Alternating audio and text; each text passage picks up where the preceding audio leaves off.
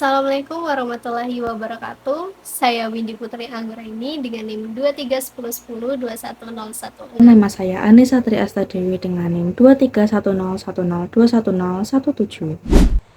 Dan saya Risma Amalia dengan NIM 2310102106. Dalam video ini kami akan mempresentasikan hasil mini riset kami yang berjudul Evaluasi Sistem Pengendalian Manajemen dalam Pengelolaan Program Sosial Studi Dokumen pada Rumah Zakat. Organisasi nirlaba seperti Rumah Zakat sangat berperan penting dalam menyelesaikan berbagai persoalan sosial. Sebagai pengelola dana publik, lembaga ini dituntut tidak hanya profesional dalam menyalurkan bantuan, tetapi juga akuntabel dan transparan. Oleh karena itu, sistem pengendalian manajemen sangat penting dalam menjamin bahwa kegiatan lembaga berjalan selaras dengan tujuan sosial dan akuntabilitas publik. Dalam penelitian ini bertujuan untuk menjawab 3 rumusan masalah.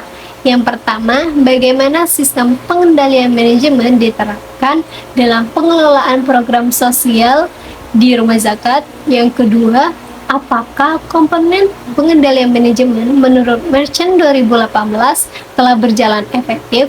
Dan yang ketiga, apa saja tantangan yang dihadapi rumah zakat dalam pelaksanaannya?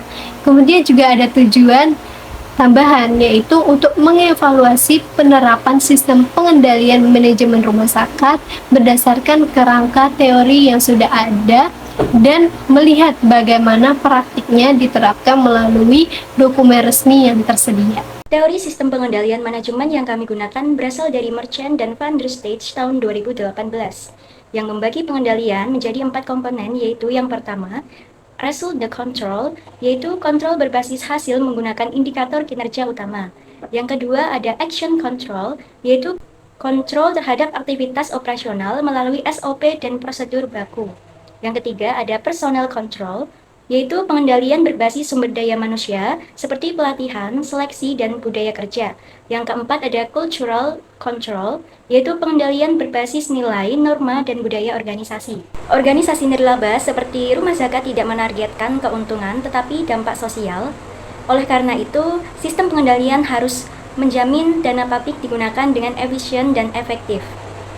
Beberapa studi sebelumnya seperti Sari et al. Tahun 2023 dan Oktalina tahun 2022 menyebutkan bahwa kelemahan di organisasi zakat biasanya terletak pada pengawasan internal yang lemah, sistem pelaporan yang belum maksimal, serta kurangnya pemanfaatan teknologi.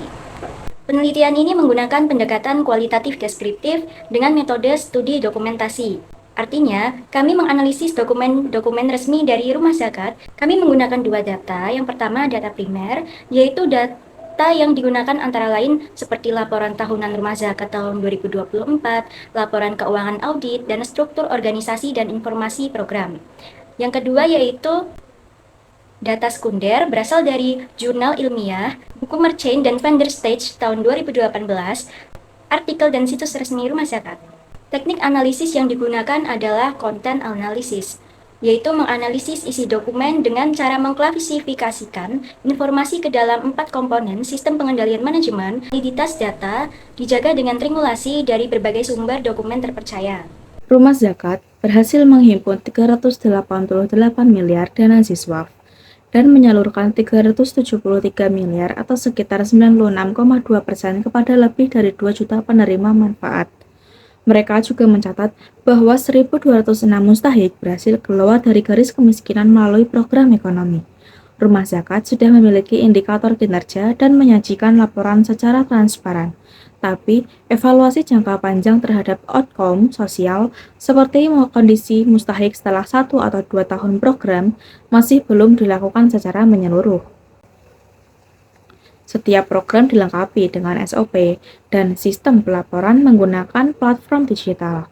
Monitoring dilakukan melalui kantor layanan di berbagai wilayah. Namun, SOP ini tidak tersedia untuk publik sehingga akuntabilitas eksternal belum maksimal. Sistem kerja sudah cukup terstruktur dan berjalan baik, Tapi untuk membangun kepercayaan publik, standar pelaksanaan program seharusnya bisa diakses secara terbuka, sehingga masyarakat dapat menilai langsung bagaimana prosedur program dijalankan.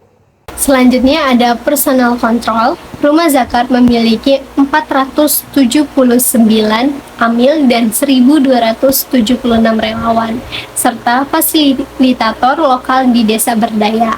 Sumber daya manusia ini dilatih secara berkala dan sangat aktif. Namun, evaluasi kinerja individu tidak terdokumentasi secara sistematis. Nah, jadi pengelolaan sumber daya manusianya ini telah berjalan baik, namun dokumentasi penilaian kinerja perlu distandarisasi agar hasil kerja tiap individu dapat diukur secara objektif. Terus yang selanjutnya ada cultural control.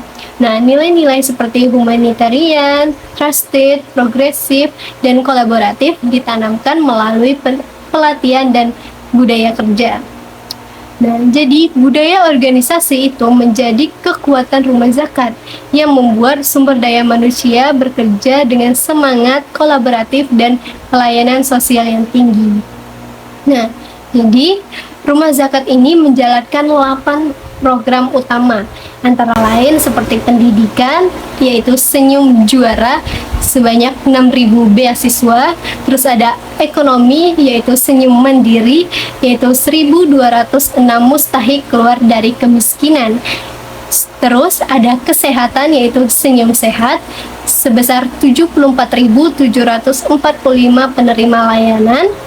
Kemudian ada kurban, yaitu 49.267 paket daging. Terus ada Ramadan, yaitu 91.654 penerima manfaat.